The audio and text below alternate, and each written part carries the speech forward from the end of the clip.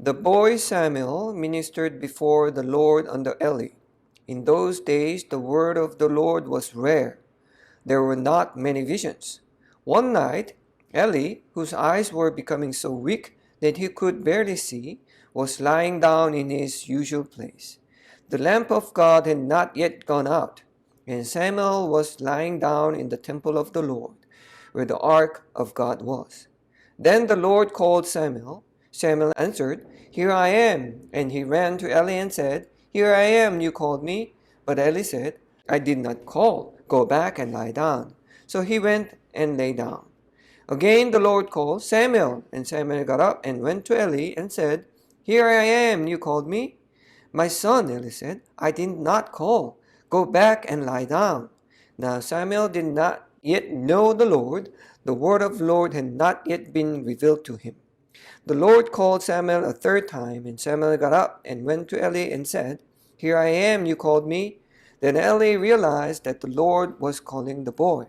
So Eli told Samuel, "Go and lie down, and if he calls you, say, 'Speak, Lord, for your servant is listening.'" So Samuel went and lay down in his place. The Lord came and stood there, calling us the other times, "Samuel, Samuel." Then Samuel said, "Speak, for your servant is listening." And the Lord said to Samuel, "See, I am about to do something in Israel that will make the ears of everyone who hears of it tingle. At that time I will carry out against Eli everything I spoke against his family, from beginning to end. For I told him that I would judge his family forever because of the sin he knew about. His sons made themselves contemptible, and he failed to restrain them. Therefore I swore to the house of Eli, the guilt of Eli's house will never be atoned for by sacrifice or offering." Amen. When God chose Samuel and personally called him, he was just a boy. According to the text today, he was just a boy. Not only it is rare occasion that God personally calls a person, but it was actually first time that God called a boy. Samuel was not an adult. Not even adults often get to be called by God, right? Before Samuel. God do not personally comes to a person and show himself and speak to a person with his own voice.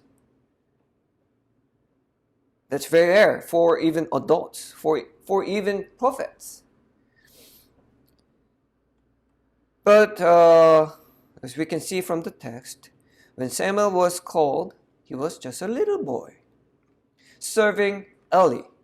Because according to the text, Eli was his eyes are so weak that he cannot see things anymore. He barely can see anything. So by his side, Samuel was serving Eli.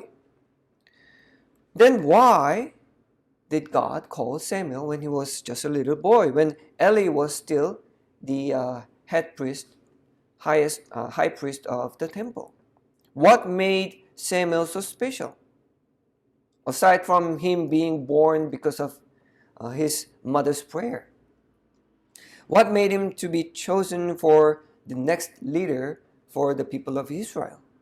To be the new next prophet. True prophet, I mean. To answer to that question, first we must look into 3 verses that we just read.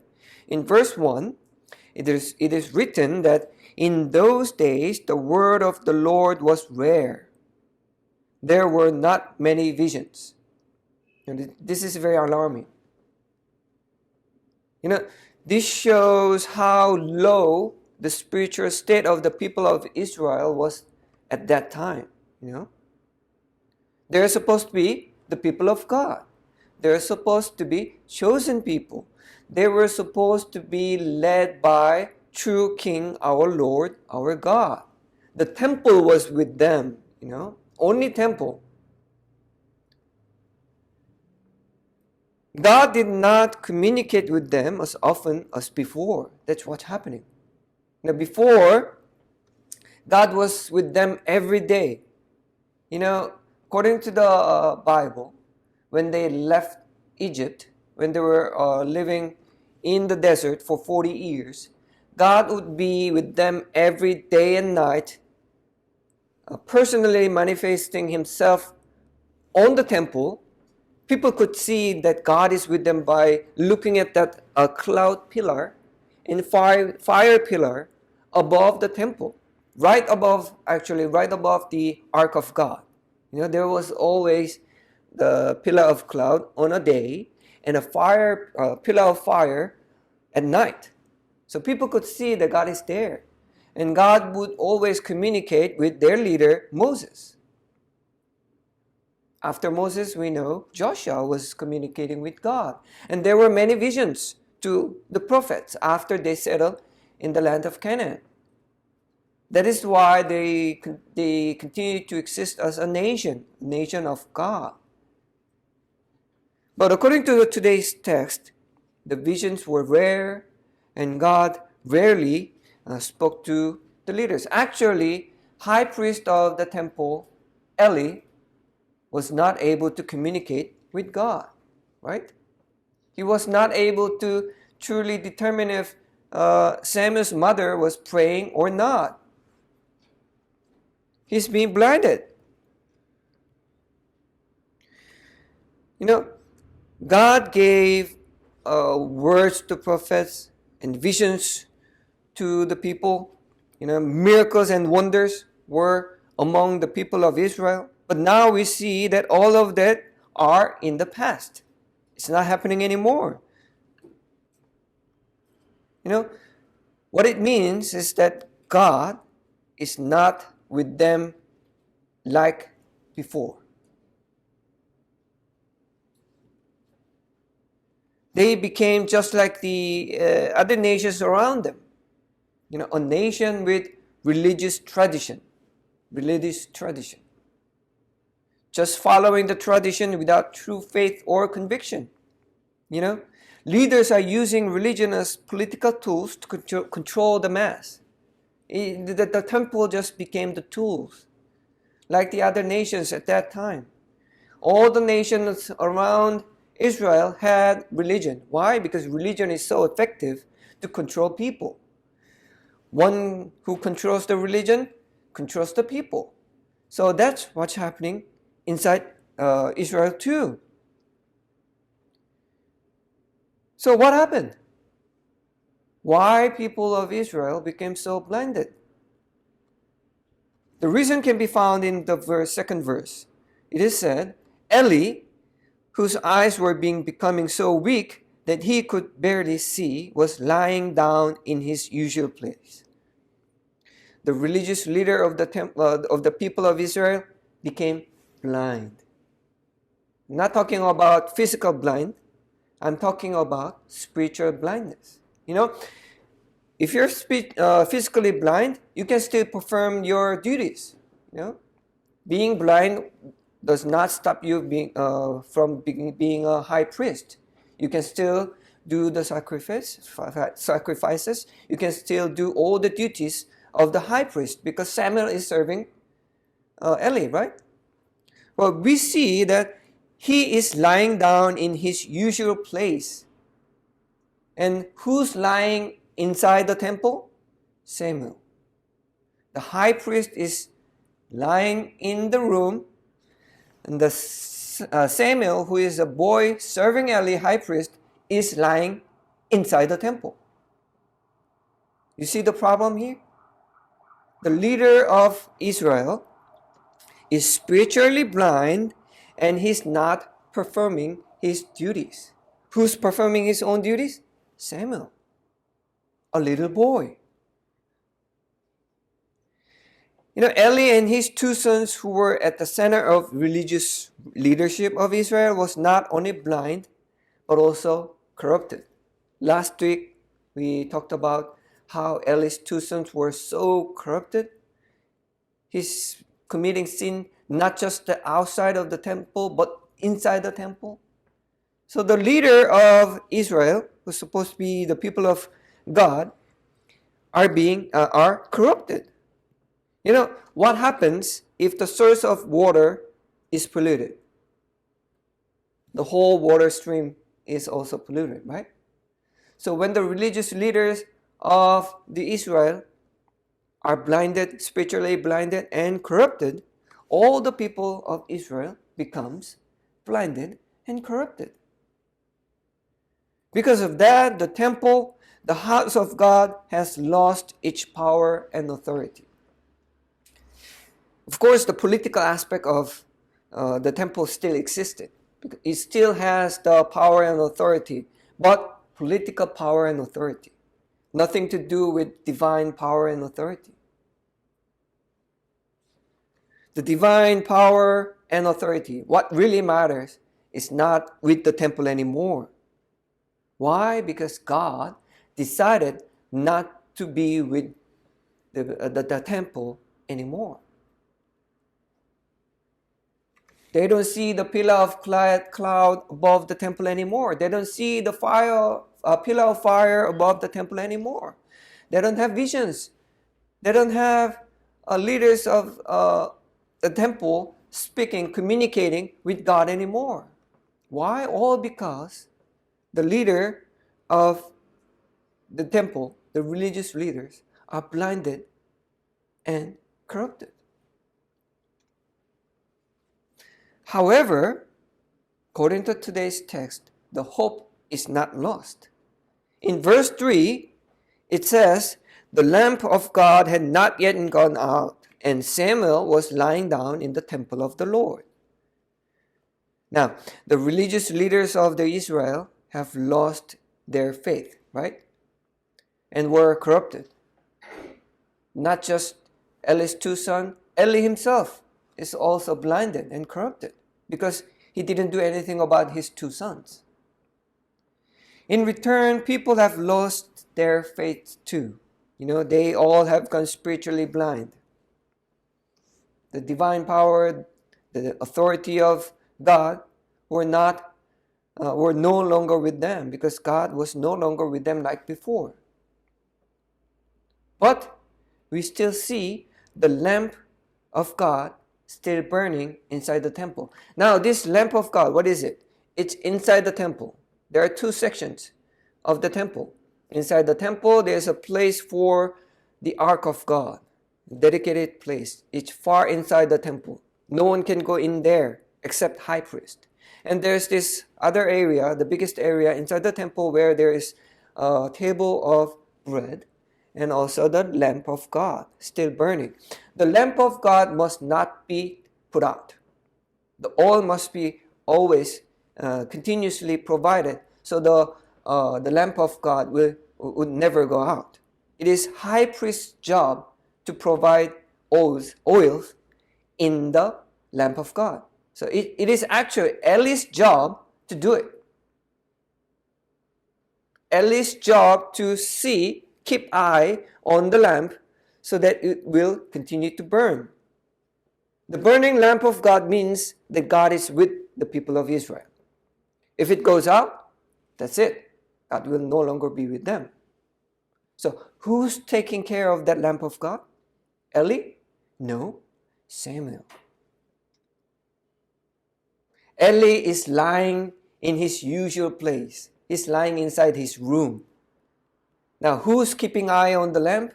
Samuel, a boy. He's not a priest. He's not even an adult. He's just a boy. Now, he's laying inside the temple, keeping eye on the lamp of God, providing oils into that lamp. Even when all of the nations, even the leaders of the temple lost their faith, their true purpose of coming to the temple and doing what they do inside the temple, there was this one little boy who was not corrupted, who was not blinded, keeping watch of the lamp of God. You know, according to today, God didn't communicate with the leaders of the temple. God was no longer with the people, giving visions to the people. But God was still with them because of this little boy's faith. God didn't completely forsake the people of Israel because of this little boy.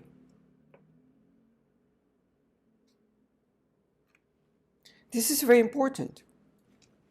If it wasn't for this little boy called Samuel, the lamp of God would have gone out.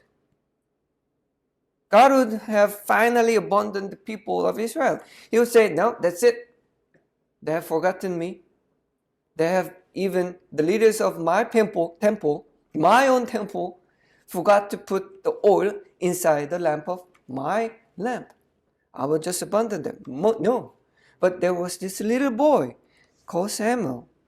Who wanted to keep that lamp burning. Why? Because this little boy Samuel wanted really keep the lamp burning. He wanted to keep the connection between the people of Israel and God. When all the adults in the temple would not think about it, it was this little boy who really wanted the connection still there in the temple. He was the only boy among all others inside the temple, only boy who wanted to really worship God, who wanted to really be with God, although he didn't know who God really is, because nobody told him. So why Samuel? Why this little boy? Why did God call this little boy when he's so little that he could not even understand if God is calling him or not? Because he was worthy. Because he was the only one worthy enough to be called among all the people of Israel, among all the leaders of the temple. He was the only one. Yes, Samuel was just a little boy. According to today's text, he did not even have any understanding of God. And he did not have any, religious, theological understanding of God, because he's just a little boy and he's only serving Eli. He's just doing what Eli is telling him to do. That is why when God called him, he thought Eli was calling him, because he didn't know what calling meant and how God calls anyone. So he didn't know. When God actually called him, he ran to Eli and said, I am here. Did you call me? When Eli realized that God is calling Samuel, Eli had to teach Samuel how to respond to God. That is how much he's not knowledgeable about God. Because he's just a little boy. How could he know how to answer God, right? Because before this event, God would never call a boy. So yes, he was really just a boy. And in our standard, in human standard, he was not fit to become a new leader, right? How can a boy be called by God and become a new leader? And certainly he's not a good age to be, hearing about the judgment of Eli, right? Because according to today's text, God is telling about the judgment that he's going to give to the high priest Eli. All this scary thing to a little boy. In our standard, we would be thinking that's just too much for a little boy to, handle. That boy is serving Eli, and he's about to hear about this terrible curse to his master. How can he be able to observe all of that? But God is actually giving that prophecy to Samuel, prophecy about Eli and his all descendants. And God is also telling that Eli will not be saved or forgiven. All to just a little boy. We think that to hear certain prophecy like that, we think that we need to be at certain age, preferably adult, at least a teenager, or have to become a next leader. We would think that a person should have certain quality, like ability or certain family background. Samuel is not just a boy, but he's just an ordinary boy. He's not born out of a priest family, right? He didn't have any prophet family. He didn't have any relative who is prophet. So he's actually a normal boy. But that is only our standard. That is only human standard, right? We think that to be called by God, to become a leader, a person should have certain quality, certain qualities that we can respect. But to God, none of that matters. That's important. When God wants to call somebody, He doesn't care about the age. He doesn't care about the abilities that person has. He doesn't care about the family background. He doesn't care about any experiences of that person has. He just calls a person that He wants. What only matters is if that person is truly faithful to God or not. So when God wants to call somebody, what really matters is faith, nothing else. So in that regard, God calling a little boy Samuel is not strange. It was absolutely right choice because among all the others, it was only Samuel who had true faith in his heart. He was the only person who has true desire to be with God. This little boy lying inside the temple, keeping eye on the lamp of God.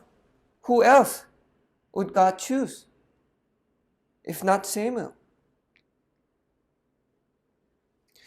So that is the reason why God chose little boy Samuel. When there are so many adults inside the temple and there are so many adults outside the temple, God chose Samuel to be the next leader, to be the next prophet, to be the next priest of the people of Israel.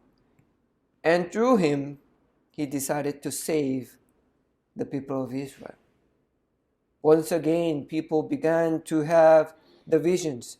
People began to have communication with God through Samuel. From this we can learn very important truth, one that we absolutely must remember in our times. What happened in Samuel's time is very important to people of Israel. But this story can be very important for us. Why? Because it is not so surprising. It is no surprise and exaggeration to say that churches today are in decline. We are. Christianity as religion is failing. Even if you want to not believe it, even if you want to, we're okay. But that is not true. Now, just like the temple in Samuel's time, church is losing its divine power and authority. That is true. We may not want to see it, but that's true. It is rare to hear prophecy in the church because, like 30 years ago, 40 years ago, it was so easy to hear prophecy inside the church. My wife experienced the prophecy when she was praying with others. I also experienced so many people standing up inside the church and prophesying about the bright future of our nation. That actually happened. But now, do we hear prophecy among our congregation, amongst many churches? We rarely hear prophecy, like the time of Samuel. It is rare to hear confessions and congregation hearing the calling of God. Like 30 years ago, 40 years ago, we had so many confessions from congregation that they've been called by God. myself also been called by God. But these days, do we hear anyone being called by God? We rarely hear about the stories of people, of Christians, being called by God. And it is also rare to witness the God's gift of grace among Christians. This is very problematic. This is very alarming. We don't see many God's gift of grace among our congregations. When was the last time that you see the God's gift of grace? Have you seen recently? I personally haven't seen people with God's gift of grace among our congregation. It is so rare. 30 years ago, it was so easy to see the gift of God's gift of grace inside the congregation. People prophesying, people seeing the future, people healing, leaders of our church healing people with impossible sickness. It was so easy to witness all those miracle and wonderful things, right? But what about now? We rarely see it. And we also hear many bad news about corruptions among our church leaders.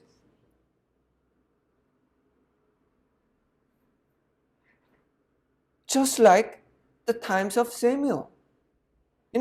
Exactly like the times of Samuel. That's what's happening in our nation. Not only our nation, but the nations, other nations around our world. Churches are declining. We hear churches being closed. I know so many churches being closed and being abandoned because the numbers of congregation decreased.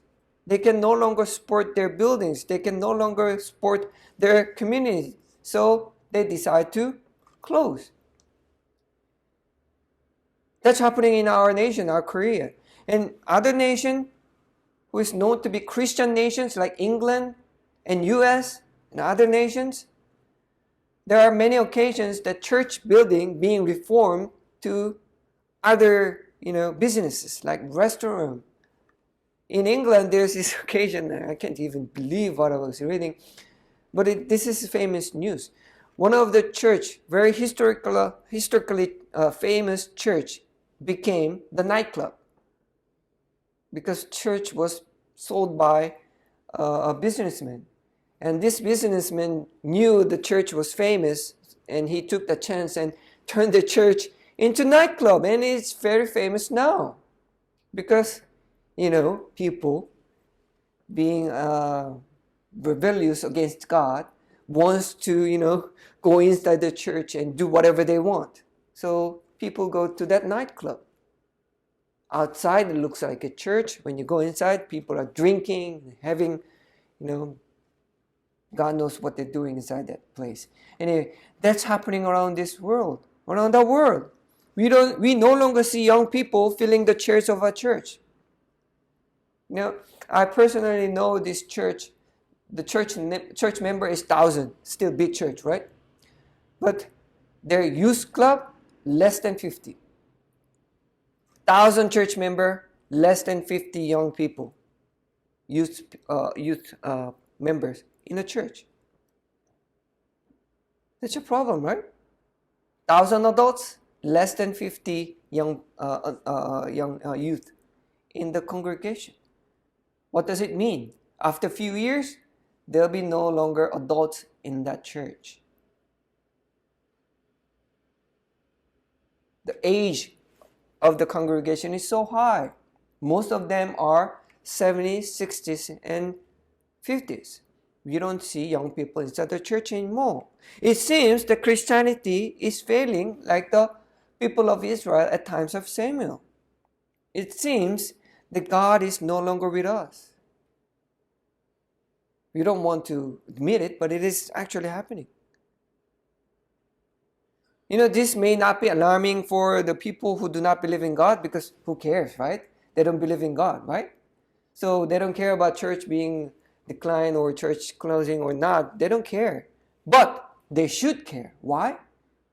Because when churches fall in a nation blessed by God, if the church falls, the nation falls. Our nation, Korea, has been blessed by God. We are what we are now because of God's blessings. When Christianity came to this country, torn by the war, torn by the Japanese people occupying our country so many years, when Christianity came to this nation, we became one of the richest nations around the world. All because of God's blessing, whether they believe it or not. But that's fact, that's true. All the historians admit that Christianity is the source of our nation's blessing. Now, if the church falls, all the blessings, where do you think will go? Not our nation. Not our nation. According to the history, according to the story of Israelites, when the temple falls, when the church falls, the nation falls. That's the fact. So what's happening right now among us is very alarming. Our church is in decline. Our nation is in decline. We can see that because when we look at the news, we know that our nation, our Korea, is in decline. We're having so many problems. They think that's because we have some, political issues or economical issues or, resources, all of that. But that's not. That's not the reason.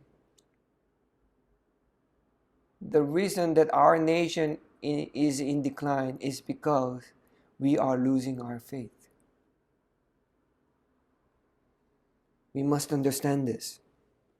And our churches cannot be saved and be raised again to our past glorious days by our strengths. No, not by some great plans or by some projects, some grand projects. Our churches will not be saved. No amount of ideas and resources would not save our churches. No, it will not save our church. We've done that. There are so many church leaders trying to save our church, trying to put our churches back to our glorious days by doing some grandiose projects and some, programs. But they all failed.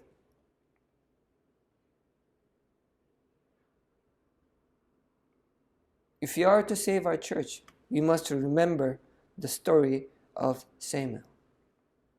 What we need is not some projects. What we need is some great ideas. What we need is not some resources. What we need is faithful heart of a person.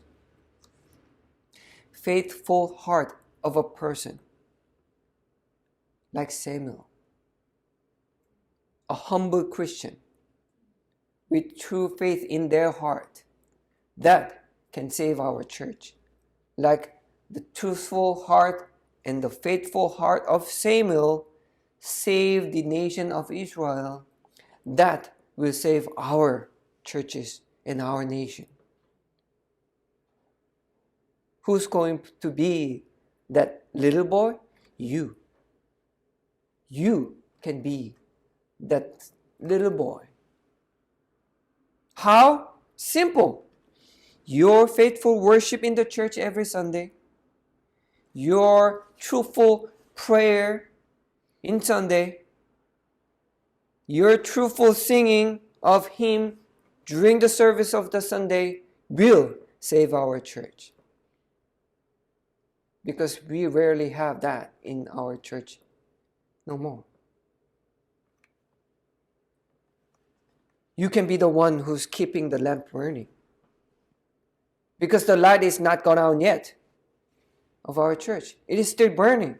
It may be just a simple lamp. But it's still burning because God is still with us. Like the time of Samuel. God didn't completely forsaken us. Look, my two sons are sitting here, even though they're not listening to me. But we still have the future here. they can also be Samuel. So instead of, worrying, instead of trying to do some humanly thing, like trying to, start some project or trying to gather some resources, let's be true to heart when we are worshiping God, because that is the only thing that God sees. All that we do doesn't matter, because God doesn't need money. God doesn't need food. God doesn't even need our, formal singing of Him. All of that doesn't matter, because God doesn't depend on us. Right? God is still God if we're not here. If we go extinct, that all the human around in the world are gone, God is still there. Because God doesn't depend on us. Who depend on who? We depend on God. Right? We must remember this. Churches can fall. Nations can fall. Churches around the world could be gone. But God is still there. Then whose loss? It is our loss when churches fall. So we must be alarmed. We must be recovering our faith. Let's not look at some, wrong places. Let's look into our heart. Are we like Samuel? Are we so humble? Are we so truthful? Are we so faithful when we are worshiping God? Do we come to the church every Sunday thinking about worshiping God or thinking about what we can get by worshiping God? Because Samuel didn't care about what he gets. All he could care about is worshiping God. Because he's pure. Because he was simple. Because he only cared about worshiping God. So are we? Because that's the key of saving our churches. Right? So let us be like Samuel. Let us be like a little boy. Do not be, do not be like have pride in yourself. Do not think like that you are some a person who's better than the people outside, because we are all same. Only thing that matters is to have faith in our heart, right? Other than that, we are no different. We are still sinners. We're still not perfect. We're just like the people who are just walking out there, not knowing what they should be doing inside the church every Sunday. But we are here, right? So who's going to save them? Who's going to save the church? We are. So whenever you come to the church every Sunday, do not think about anything else but to truly worship God. Do not think about anything else but to think about what we can do to love our God and to love our neighbors, just like Jesus told us. That is what we should be doing. That is the one goal, actually two goals that we should be pursuing in our lives. When we do that, everything will be provided by God, right? Because of this little boy keeping eye on the lamp of God, laying in the temple, people of Israel was once again saved. And a great leader was raised by the hands of this simple boy. So, yes, we have a problem in our nation. Our church is falling, but we still have hope. And because of you, who knows? Because of you, our church will once again save this nation.